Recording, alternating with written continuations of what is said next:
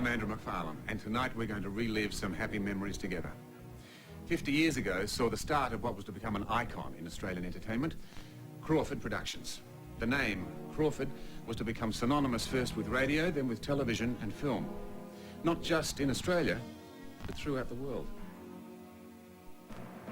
Hector and his sister Dorothy got together in 1945 to produce radio musicals and dramas under the banner Hector Crawford Productions. And they were the first independent production company to be on the scene when television came along. In fact, I'd be surprised if anyone watching tonight hadn't seen or heard at least one of their programs. I thought your husband was away for the weekend. Over the years, Crawfords have given us thousands of hours of entertainment. Everything from cop shows to soaps. Won't you come home, Bill Bailey? Won't you come home? Comedies to musicals. Mike Mulqueedy. Commercials to documentaries, they've made them all.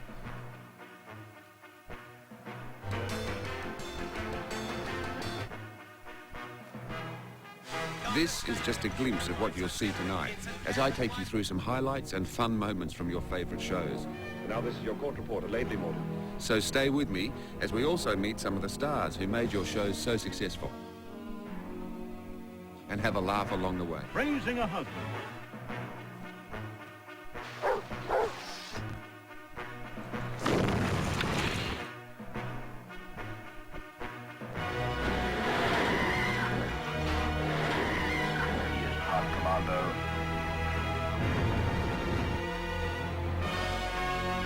He's got a gun! You know, even I got my first acting job at Crawford's, playing a troubled youth in an early episode of that classic Homicide. But why pick on me? He's not the only one. Don't you just hate it when old home movies come back to haunt you? But to get us started, I've chosen one of my favourites, a Crawford cop with a difference. Bluey. Was I supposed to be looking after you, or are you supposed to be looking after me? I wasn't given any particular briefing, Sergeant. The Assistant Commissioner just said I was attached to you. Attached? Sounds like a flaming growth. Now, let's get this straight. I don't like the idea of this department. I don't think it can work in a fit, all right? Bluey was an overweight, rough-and-tumble cop who broke all the rules. The jury believes you planted that bomb. I don't... I didn't bloody it! Phone call for you, Sergeant. Take a message. It's important. Don't be too rough on him.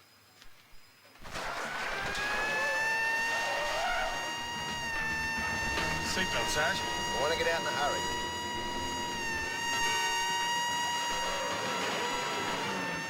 It was a brave move by Crawford to bring us this cop, who not only looked different, but operated at times as a law unto himself.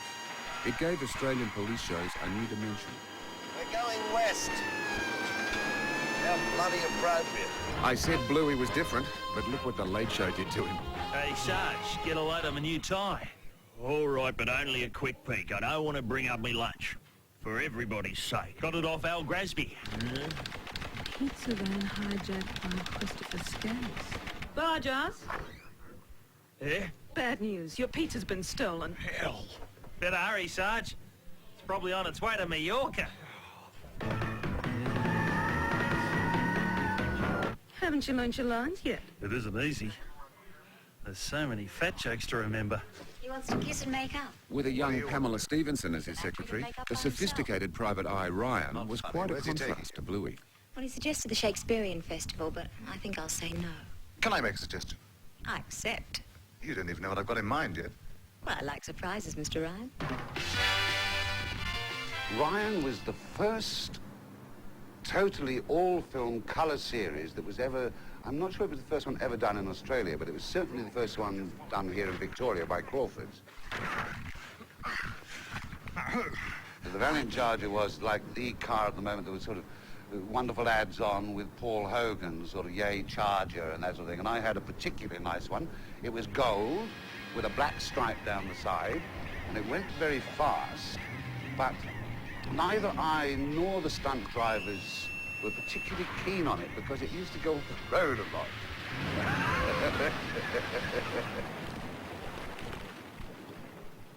And this is one of those stunts that went wrong. They definitely weren't meant to get the Charger wet.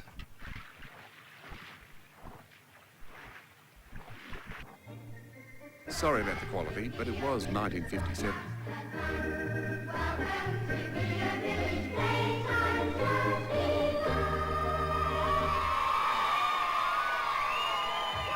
How are you, Town Council? You all well out there? I've got a joke. Big joke coming up from Liz. Yes? What's green and goes click, click, click? Green and goes click, click. Haven't got a clue. What? None of you call it out. A ballpoint cucumber. You did everything at Crawford's. You did everything. It's not like today where you sort of come in and you're the star of the show and that's all you do.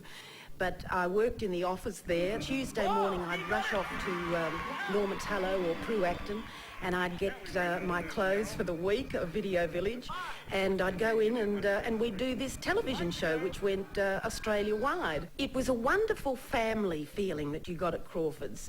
Hector was dad and Dorothy Crawford was mum and you had to behave yourself. You had to behave yourself, you know. You felt a bit like you were little kids, but oh boy, we had a fabulous time. We're going on a trip to Tasmania next year.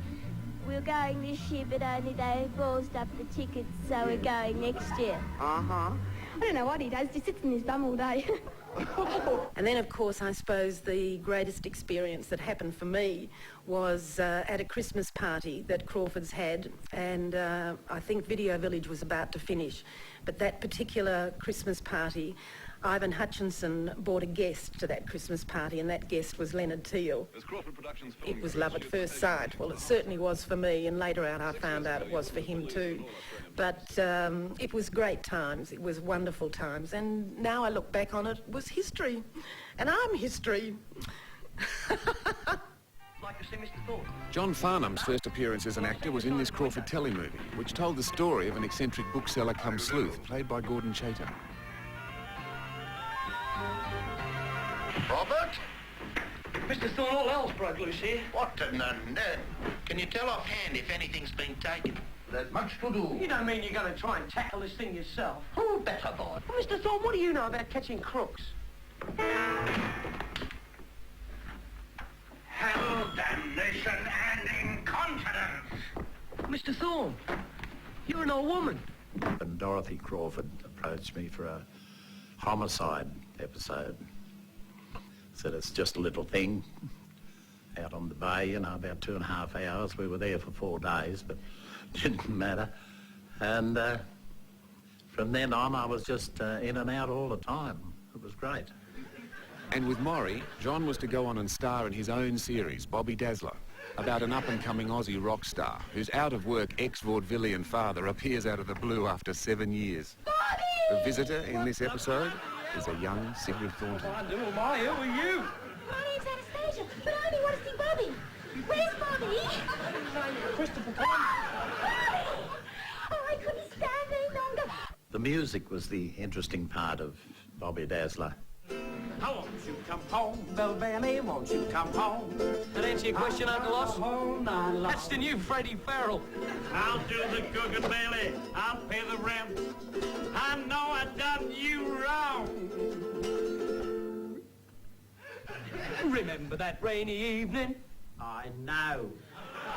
Remember that rainy And evening? I had the ukulele, and we'd sing harmony. It sounded all right. And Johnny was great to work with. And he said, "You're exactly like my father." He still calls me Dad. I'll do the cooking, Bailey. I'll pay the rent. I know I've done you wrong. Remember that rainy evening I kicked you out with nothing but a fine-tooth comb. I know that I'm to blame. Ain't that a shame? Bill Bailey, won't you please come home? Your papa needs ya. Bill Bailey, won't you please come? Shave and a haircut, shampoo. Coming up next, the boys from Yarra Central and one of Hector's own favourites, Showbiz.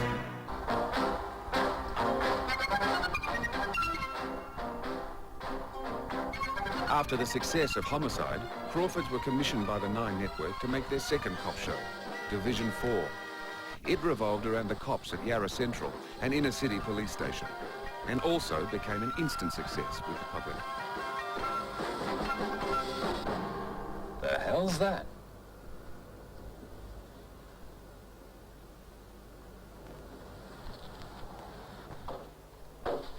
Where'd you get that, Percy? Ran it back around the corner, Mr. Banner. Where are you taking it? Matter of fact, to the police station. Don't blast yourself. We'll give you a hand. Let's just take a look inside, eh? Well, look at that. Bloody hell.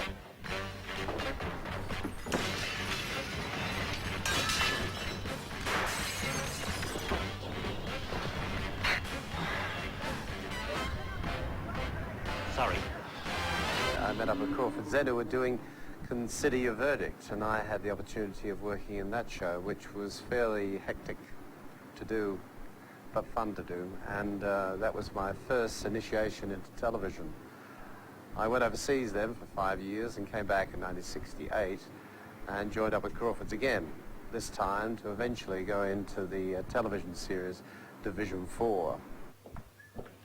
Hey, look very well with that, Nick. Is it uniform issue now? Very handy for cut lunch and handcuffs.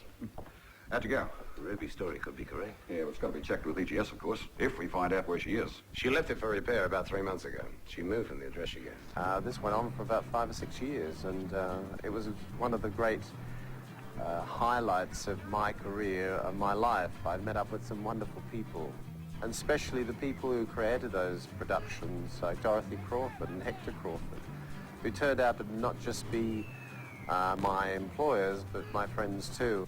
The time did come when Division 4, Homicide and Matlock Police disappeared from the screens of television here. But they were a great milestone for the work that went on after that.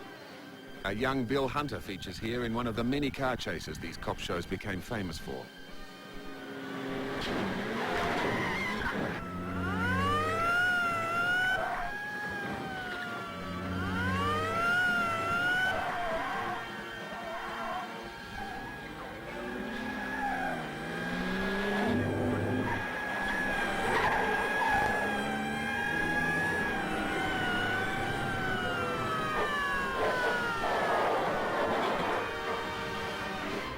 I was standing outside this fence, and I was supposed to be arrested from throwing these bottles into their garden. So I threw these bottles, and I was screaming obscenities at this woman with bandage on my hand, my hair standing up, looking like the witch of Endor.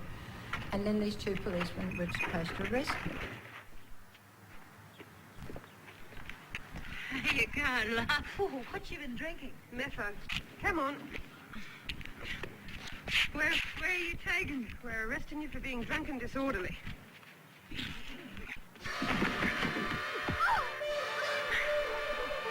Lady!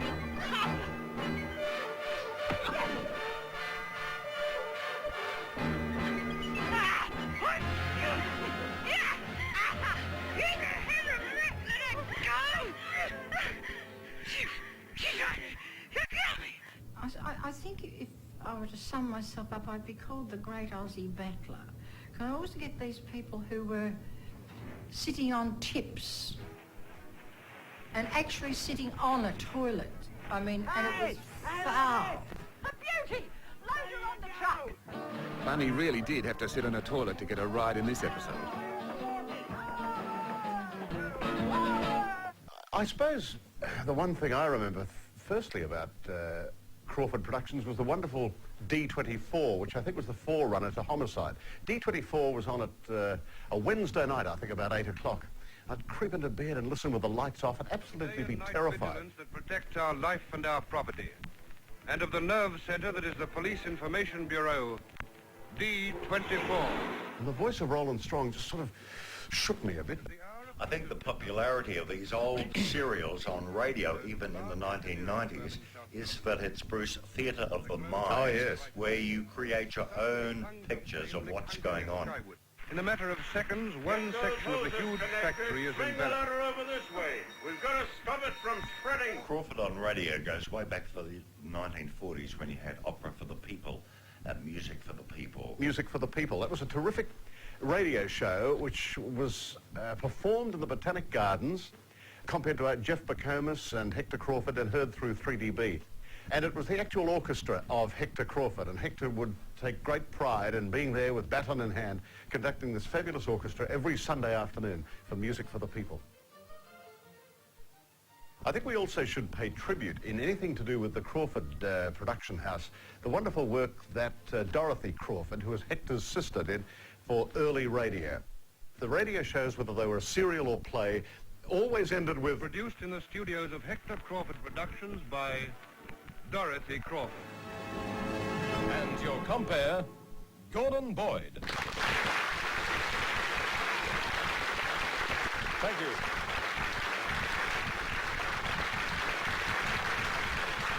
Thank you, good evening and welcome to one of the 3 really big nights in Cadbury Showcase 74. We didn't have too many of the popular singers. One I remember, Mark Holden, he was a law student, came from Adelaide. But I think Mark now, he's writing songs for pop singers, rock singers, rather than performing himself. 'Cause morning is the echo of the night that you had. Morning is the echo of the good and bad. Morning is the echo of the night you've had. So it wasn't one of those things where you said roll up and, you know, go on and make a mug of yourself. It had class, and we needed about 100, I'd say 140 acts every year.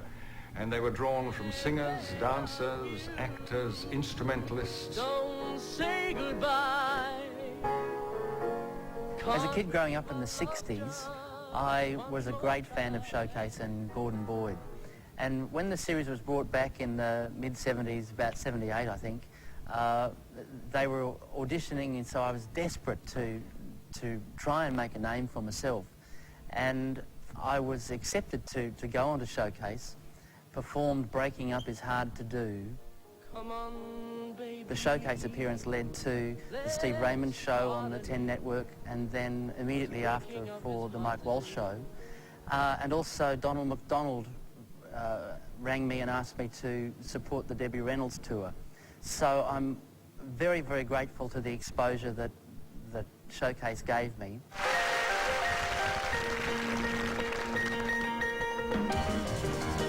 Hector even brought out international stars such as Liberace, Henry Mancini and Glenn Campbell to tour Australia.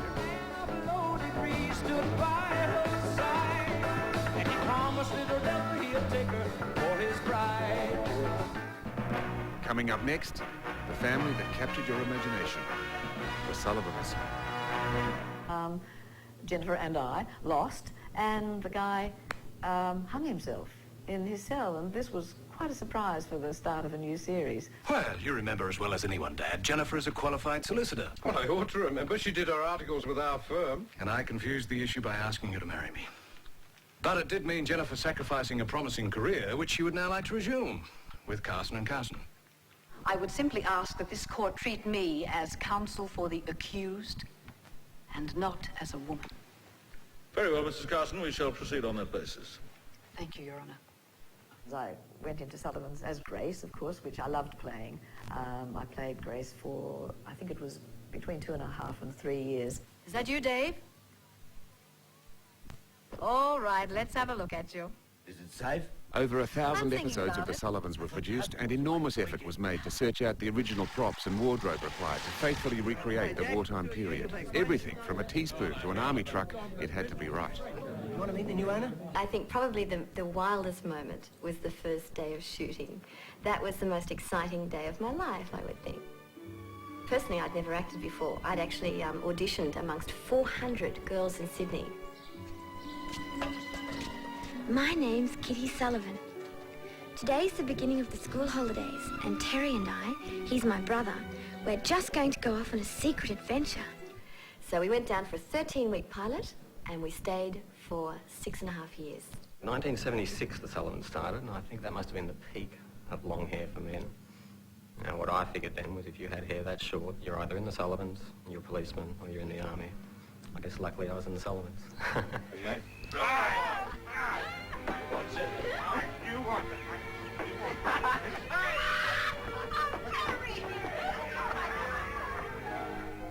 You coming?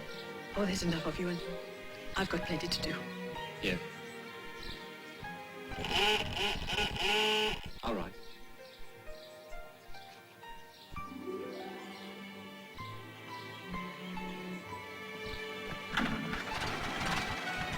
God bless you, Tom.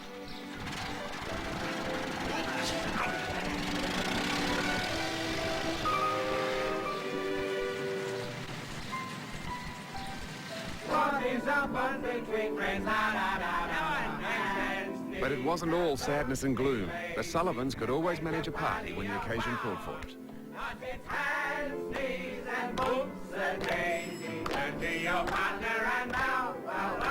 You all right? And when things really got bad, there was always time for a cuppa. I'll put some tea on. You've arrived at the right time. I came out with the kettle on. I'm just about to make a cup of tea. Would you like one? Cuppa? Oh, well, that's half a cup. Tea opposite? Won't be a moment. Hey, and while you're out there, put the kettle on, and make a cup of tea. Why don't you and Auntie Rose sit down and I'll make you a cup of tea? Would you like a cup of tea? Are you sure you won't have another cup, Mrs. Jessup? Would you have time for a cup of tea, Mrs. Sullivan? Mrs. Jessup? Not for me. Well, it'd only take a few minutes to get you a cup of tea. Oh, just give me a cup of tea. Another cup, Dave? Yeah, I wouldn't mind, Rose. Oh, it's you, Rose. May I ask what you're doing in there? I'm digging air raid shelter for Gracie. Well, it was Terry's idea, really, but I'm building it for a minute. How did it get so full of water? And I particularly remember the scene in the air raid shelter, which was filmed on a typically cold Melbourne winter morning. And we had wetsuits on. But the thing was that the air raid shelter was supposed to be as deep as a person, but it wasn't. It was actually, they'd only had time to dig like 4 feet. So we spent 4 hours on our knees scrambling around in that wonderful cold water, praying for it to end. But it turned out a good scene, I think. You're all right, love. You're all right, love. Oh, yes, Harry. Oh. Now I suggest you hurry. What's that, love? I suggest we scream for help.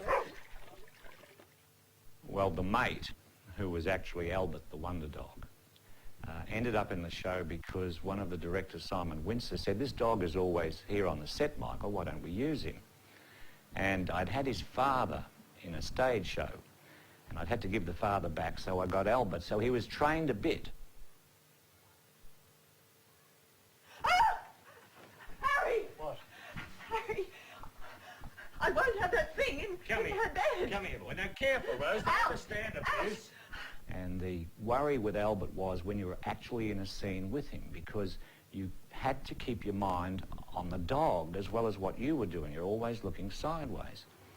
And he was a fabulous dog, and I've never had one since because he's irreplaceable. Do you recognise these much younger faces that appeared in The Sullivans? Kylie Minogue, who played a little Dutch girl. Takes away at night in the big bells of Freg. Any studs he knows Sam about, Neill, the ones he loses who played a horse trainer. Well, I've liked being around horses for as long as I can remember. It's something that, well, it's difficult to explain. Oh, she's not here, I'm afraid. She's gone to work. Even Mel Gibson came visiting. Could I help you? I'm her mother. I believe that your daughter is a friend of ordinary Seaman Patterson. Eddie Patterson? Has he been hurt? Well, no, he's fine. Physically, at least. But I do have some bad news about him. Eddie is about to be court-martialed. Often, stories were built around old black and white footage, and on those occasions, news scenes were filmed in black and white. But some extraordinary things happened. After this episode went to air, Crawford's had a letter from a woman who recognised her husband. He'd been killed in action shortly after this film had been taken in 1940. And when the episode went to air, it was the first time this woman's children had ever seen their father. I was certainly happy with the show when Terry grew up a little bit, got out of the short pants and the boots. So I guess the army years were the best for me. It was very hard physical work on location, but the storylines really did work. We're in real trouble now. We must have stumbled onto a Jap camp. That guard will be back with half his army. And we can't stay here, mate. If we only knew for sure where our blokes are. Will you forget it, Einstein? We're lost. From now on, we're on our own.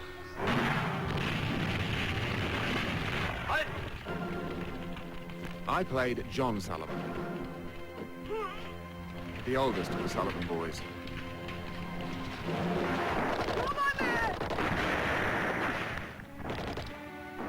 I was wounded and suffering amnesia, went missing in action. Look, there's a bloke in an army hospital.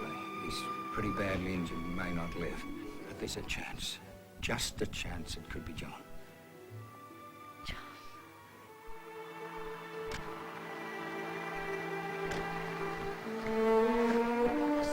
Is it really you?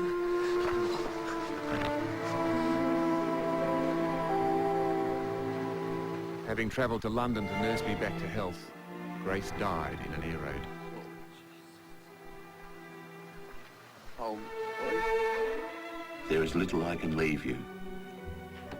Scarcely anything except the love I have for you all. And I beg to be remembered. I don't think there's any chance that we wouldn't do that. Coming up next, some more Crawford cops and how we lost our innocence. The box. Other shows have always had a lot of fun with the Crawford characters. I mean, what man could possibly take the place of Dave Sullivan, a fighting Australian? What man could you want to take up with? What possible man could you want to take up with than Dave Sullivan? Who's the Oh, this is the real thing. I'm on my way, sir.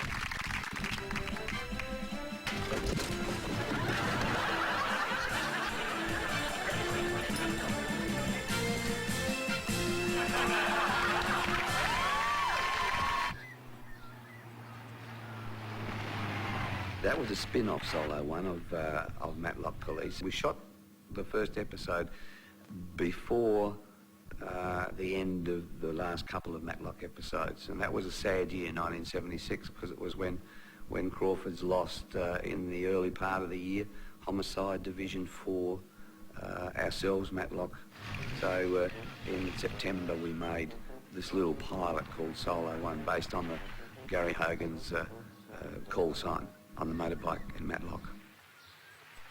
Good day, officer. Good day. Hi.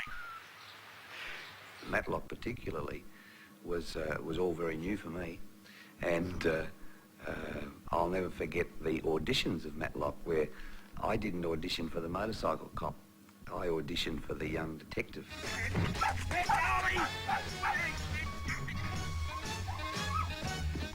But lo and behold, Crawford's cast me as the motorcycle cop, and I was very grateful.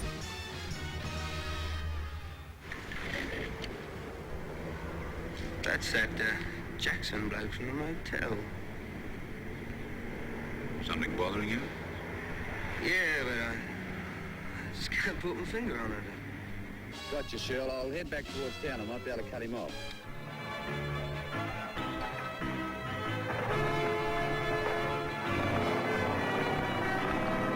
Made for the O10 network, this police show was set in the fictitious country town of Matlock, which was large enough to support both plainclothed and uniformed cops.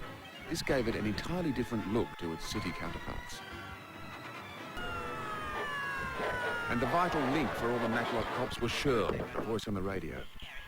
Gotcha, Shirl. See if you can raise Gary, Shirl. Righto, Shirl. Solo 1 receiving. Go ahead, Shirl. VKC Matlock to car 6. And this is Shirl. She had been constantly referred to in the series, but never seen until this final episode. VKC Matlock to car 6. No, I can't stand snakes. Well, what do you want me to do with it? Get rid of it. Well, I promised it to the biology teacher. He's going to pick it up a bit later. I will not have tiger snakes in my watch house. I was the senior sergeant in charge of the station, so I didn't go out in location, you know, in the storms, the wind and the rain. I used to sit very comfortably in the office there, always on the phone. They said I had the flattest ears in Melbourne because I was always on the phone. No, that was good. Matlock Police. My agent rang up and said, look, you've done very well in the audition and they want you to do a Matlock, and it's a lead role and it's a terrific script. Come in and pick it up and we'll go from there. Anyway, I went and picked the script up, and to my horror, it was the part of a woman who was an expert horse rider. And I'd said, as we all did in those days, that I could do everything. Ride a horse, jump out of an aeroplane, anything, you know. And then when you got the job, you'd quickly go and learn how to do it. Anyway, the horse boat arrived and this chap got out and he said, where's the girl who's riding the horse?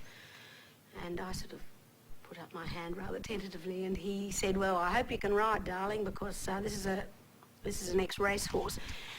And the horse just literally took off. I must have jumped about a dozen fences. And anyway, they found me eventually, and I'd travelled about 5 kilometres and was hanging on the underbelly of the horse on the saddle. The horse was eating grass, and I was sobbing, I think. What are you two old stagers up to anyway? Oh, Red and me were talking about the weather and things. He told me he's looking forward to the spring. Oh, Dad, the place looks wonderful. Anyway, it turned out all right in the end, but I think it was the panache of that performance on the horse that won me the role in the box, because they asked me after I'd finished that if I would like to come and audition. All right, now. Paul, I've done something stupid. I could kick myself. I thought the best way to sort out how I felt about you was to put it down in writing. You know, try and analyse it. So I wrote you a letter. I don't suppose I would have sent it. I had second thoughts even before I finished it. Anyway, it's been stolen.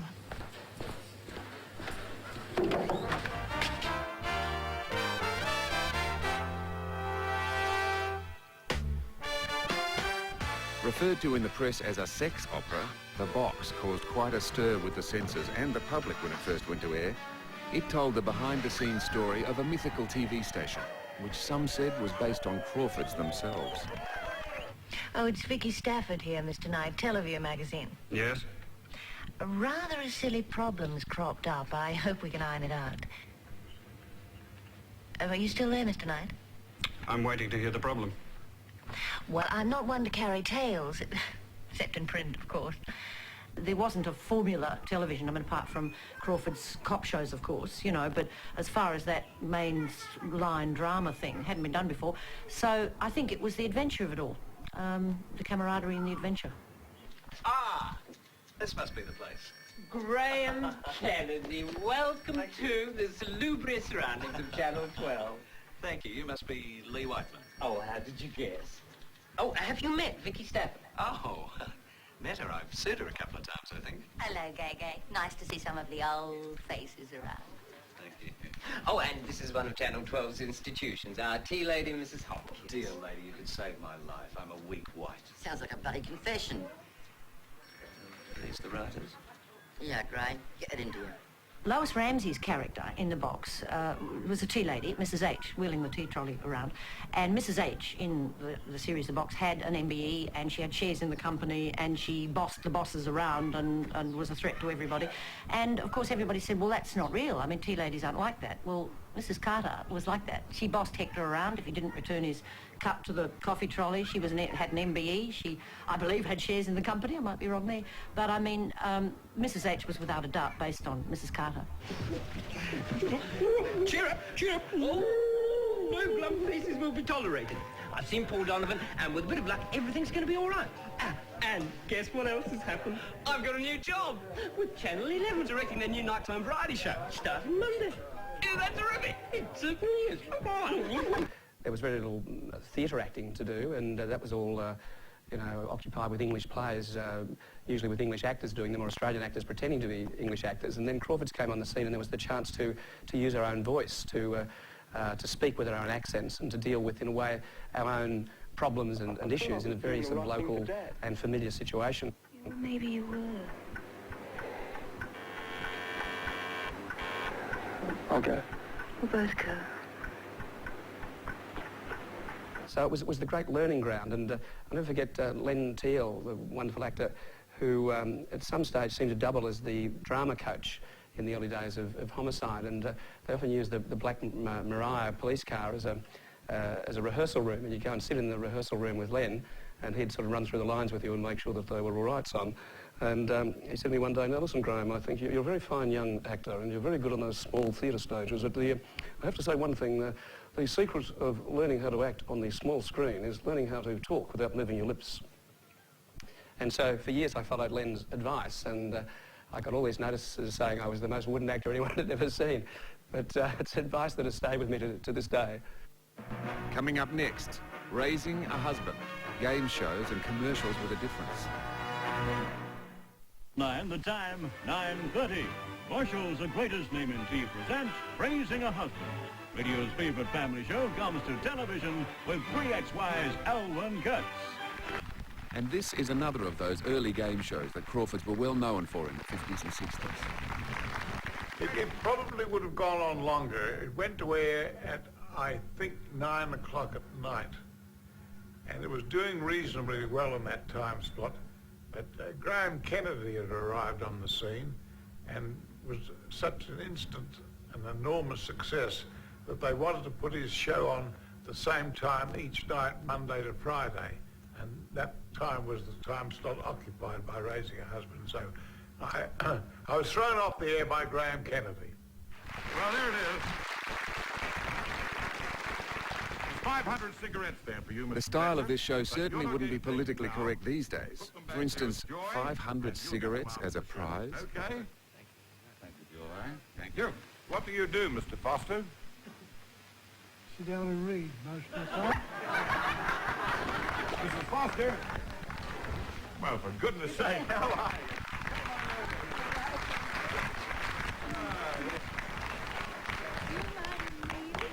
Do I mind kneeling? Yes, it's make my neck ache looking up to you. No, we don't want the other chair. Just come round here.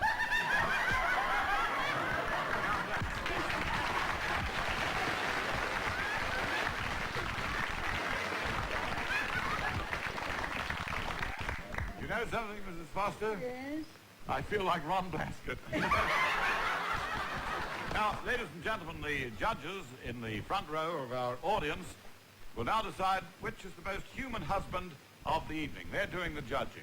Well, now, it's time. Cup of time, Owen. Cup of time it is. Jenny, goodness, I nearly forgot my cup of bushels. And that would be a bad mistake, wouldn't it? Jenny, you're looking particularly nice tonight. Thank you very much, Owen. I'm feeling very domesticated with all this tea and thing around. Well, I'd say you look a little domesticated, too. In fact, I'd go so far as to say you look the perfect teenage hostess. Well, I don't pretend to be the perfect hostess, Owen, but the tea certainly is. Well, of course. The style of commercials has also changed. Can you imagine a tea producer pitching their product to teenagers these days in the way this commercial does?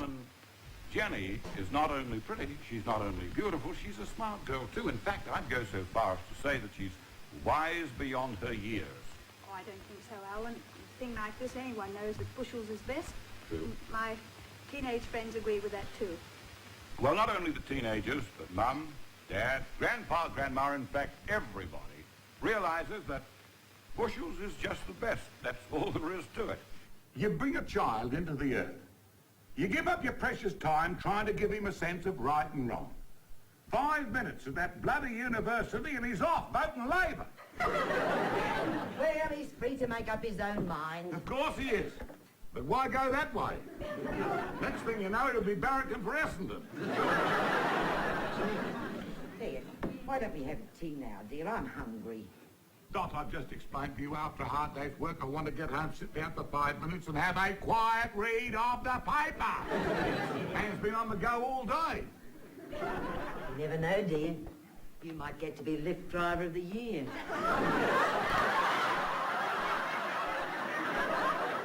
Mum will be in the kitchen.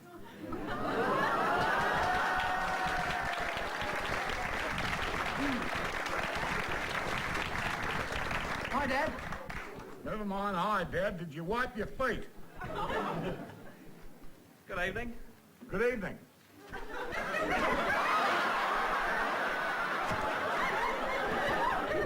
Hi, Mum. Oh, dear, tea's in the oven. Won't be a minute. Mum, there's somebody I want you to meet. Hey. Good evening. Good God. Not quite, Mum.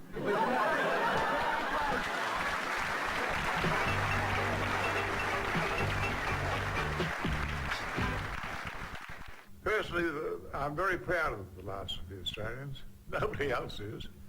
Most people have forgotten about it. It turned out remarkably well. You know, we may have been entertaining the future Prime Minister of Australia. If that peanut ever becomes the future Prime Minister of Australia, I'll be getting out. You could always emigrate to Queensland. Beauty. It's a curse. And I've got it.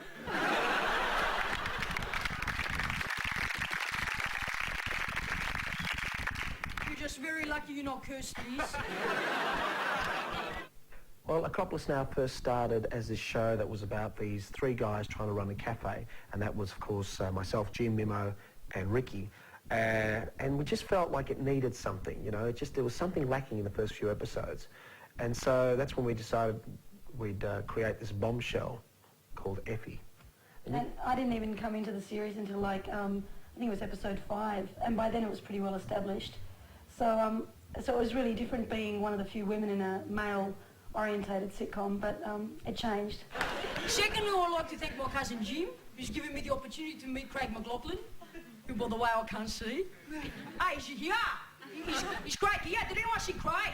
Craig there? Did anyone see Craig? Effie, I can explain that. You see, there was this terrible acting accident, and Craig pulled the muscle as he was taking off his shirt. When I was about 7, Crawfords were shooting Homicide in Division 4 in Collingwood, where I grew up, and they'd all those dramatic chase sequences in their Chryslers and their dramatic brown suits, and they'd come out and chase people down lanes, and all the kids from the area would gather around and try to get into shot and begging the director to get used as an extra. I remember when I was little thinking, oh God, it would be the most fantastic thing in the world to work for Crawford. And I was naive. No, it was a great experience. I wouldn't change it for anything. Come on, mate, step 48. She's going to be here soon. You ready or what? Michael, please, don't get your worry beads in a knot, eh? I was picking up 6 even before you could talk. And I remember, just as if it was yesterday, the day when you said your first word. You said, Monaro. But just the rehearsal process was fantastic, because it was like doing a new play each week, and it would peak at the end of the week when we'd perform it. We'd get that immediate response, laughter and applause, and it was just a real highlight every week. This comedy, made for Channel 10, was set in a fictitious jail, Cragmont. And you might think it's old, but in fact, Crawfords first started making comedy way back in 1957 with Take That, which unfortunately wasn't recorded as it went live to air. That was your boyfriend. My husband. Perhaps I can help. Mike Mulqueeny, TT, DB&T. This day, the day before, and tomorrow. So I got out there and it was my turn to do the audition, and as I predicted, I bumbled and fumbled and mumbled my way through it. And of course the inevitable happened. Someone said, perfect, you're the ideal Russell Parker. You made the place seem like an open-air disco for oversexed teenagers. This was done mostly in the dead of winter in arguably one of the coldest states in Australia. Some of us would be sucking on ice to stop our, the vapor steam coming out of our mouths. Blushing on the rim of the Pacific. Were you ever in advertising? What about some of those early black and white shows? Weren't they great? I wonder if any of those judges from Raising a Husband were watching tonight. But stay with me. We've got a lot more to come. To your organizer, mother. He's the only one who knows the way. Hey, Mac. Blood here, too. Most important day of my life, and I miss it.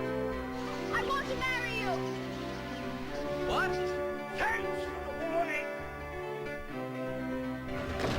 Oh, Danny, I didn't mean it like I that. know exactly what you meant.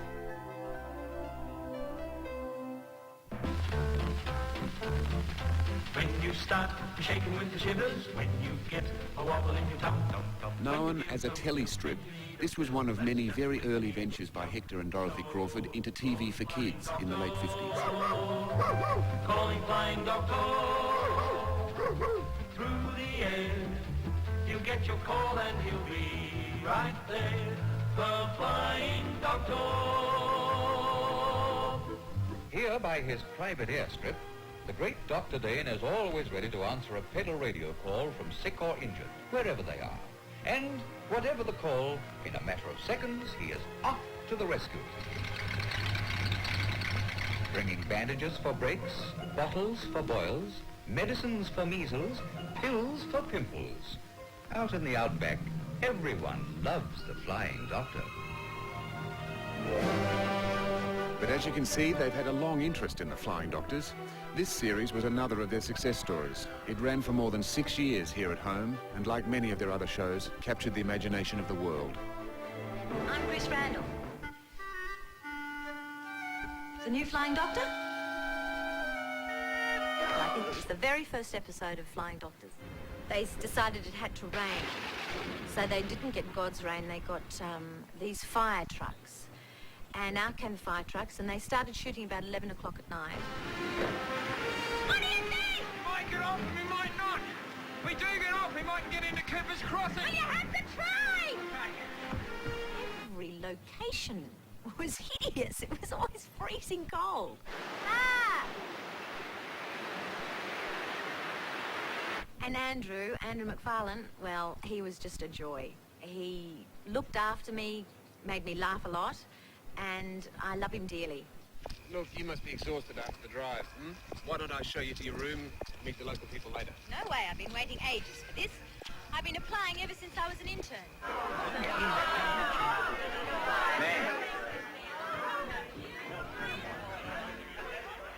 Oh, Mrs. Randall. You didn't tell us the new doctor was married, Tom. The new doctor isn't married. I hope we're not going to have shenanigans. But shenanigans there were, and a serious romance developed between us. Perfect right to see who were...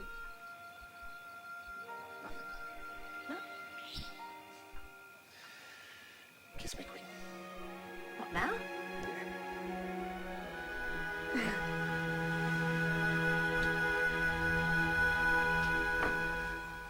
We had a cross-section of comedy and drama that really worked.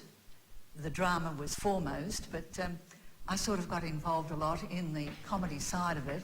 Nancy, you there? Out the back, quick.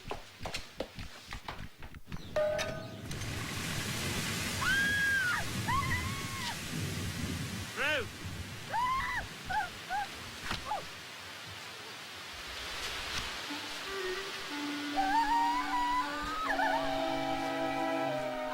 It was something I was proud to be part of, and when those 8 years came to an end, as everything does, that was one of the saddest days of my life when I walked off the set. And I said, goodbye, pub.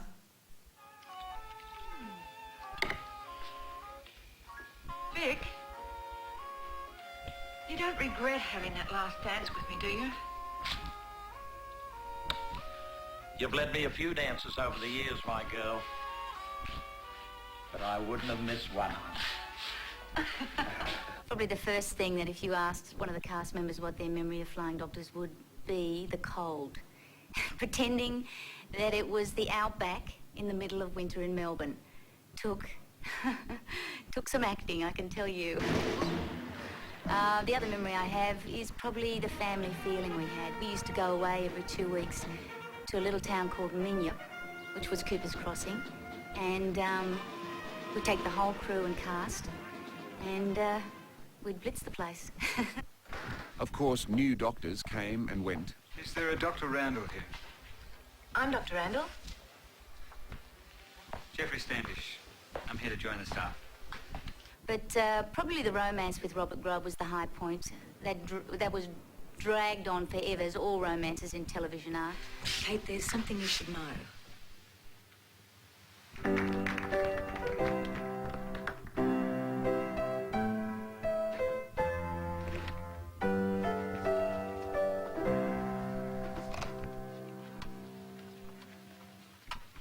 You there, Doc?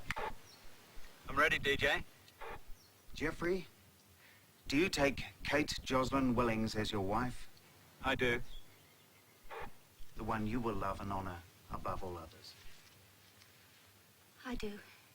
The most important day of my life, and I miss it. Well, you didn't have any choice. Yeah. I just hope Kate remembers it that way. I think she might, Jeff. Take a look.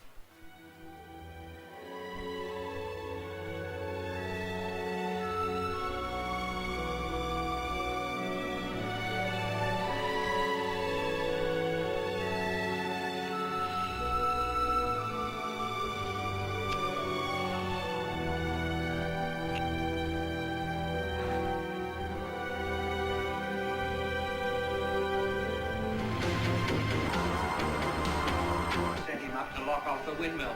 I wasn't even thinking about lighting it. But I shouldn't have sent him up. I shouldn't have. Why don't you sit him here? It's coming up behind the knee. It was a nice way to wrap up the character. I thought it was quite nice. Yeah. We sort of explored a different side to him.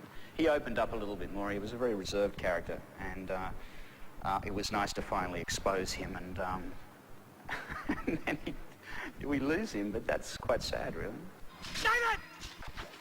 I said before doctors came and went, but the tragic circumstances of Dr. Radcliffe's departure caused quite an upset with the show's fans. I had been in a television commercial where I played a motor mechanic, so naturally we need a motor mechanic for Cullen. He does motor mechanics. Well, there's work in the oil fields and it's great money. You'd have made enough to be able to buy me out soon, the way you're improving the place. Now, you'll manage all right without me. So you were cast according to the sort of clobber that you had. Now, I always played sort of scruffy, down at heels to the poor people, and I'm sure that if I had had a suit, I probably would have been a copper. Crawford's was the beginning of the resurgence of the film industry, and it's where so many of our great technicians and actors learnt their craft. And those later episodes of Homicide that my brother wrote are so bloody good. Et vous restez longtemps?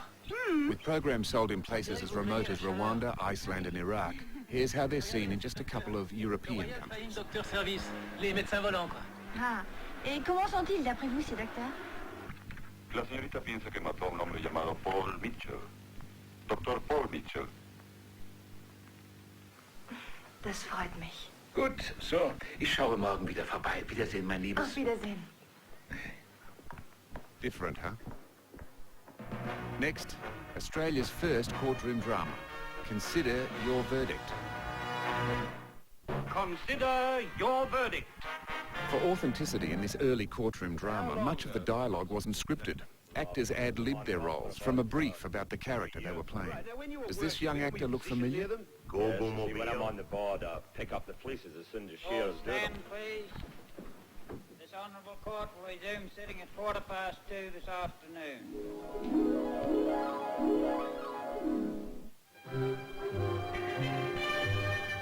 A week later, Mr. Justice Carter sentenced Michael Bannery to 3 years imprisonment, but directed that he should be eligible for parole after serving 12 months. And now this is your court reporter, Laidley Mort, inviting you to join us for our next case in Consider Your Verdict. Well, Consider it was the first telly, and in fact my father made his first and only appearance on television when the Masonic Lodge he belonged to sent 12 good men and true along to be a jury, and I think they got 20 guineas for the charity for doing it. And then all the old stuff of I did Homicide, or before that, Divvy Fall, and some. I was the resident Pulford Crawfords for a while. Last night she came to me and said she wanted to speak to me after rehearsal for 5 minutes. 3 hours later I was still there, eyes glazed. I think probably the greatest year of my life was when we did Zoo Family. There we were living in the Melbourne Zoo virtually. Road and Robert Street. Thank you, convoy. Keep up the good work. Over and out. Great start, Bennett. Now, let me see. Yes. I remember the first time I auditioned for Cop Shop as a bisexual cop. This was in the 70s, and it was very new to the screen. And I was very nervous, and they told me that I had to learn to be hard and tough, you know, so I did this really sort of butch character. But when Hector saw my audition, he decided against it and decided they were going to write a role for me, which is where Danny Francis came from. You don't give a damn about her gender. Honestly, I'm fed up with the men in this place. Come on, Danny, I didn't mean it like I that. know exactly what you meant.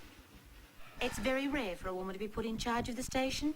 Most women realise they don't have a chance in hell of getting an appointment like that simply because men won't give it to them. He's a nut, though, Glenn. Talking to him on the way back, he's a nut. What, a dangerous nut? I don't think so, mate. The shotgun wasn't even loaded. He's treating the whole thing as a kind of joke. And I guess Crawfords were not just a company producing television material or films, or going back even earlier than that, I guess radio. What they were was probably the most single important training ground for actors, writers, directors, technicians that this country's ever seen. The siege at the College of the Arts is By still the in 70s, progress. Crawfords were famous for their police shows, and using Cop Shop as a starting point, Fast Forward combined a number of them into one to bring us this. He's got a gun! This is the police. We have a megaphone. I repeat, we have a megaphone. Try and flush him out, Senior Detective Inspector. Good idea, Roy. On the outer bar queue, where the churches are few and the men of religion are...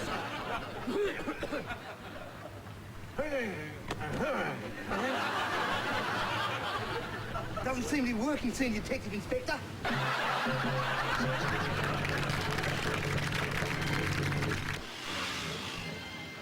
Crawfords always believed when in doubt, a cop show should have a chase. But have a look at this one from Special Squad. It's certainly not your average chase.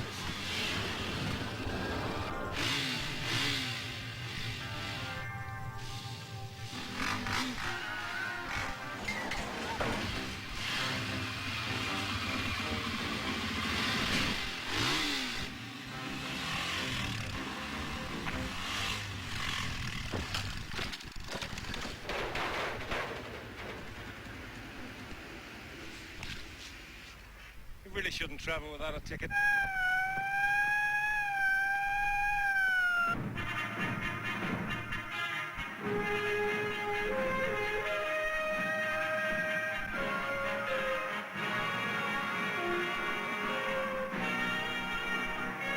And the cop show that started it all, Homicide. Having funded the pilot episode himself, it took Hector almost a year to sell it to Channel 7. But when it went to air in 1964, it became one of the most successful shows ever on Australian television, running for 12 years.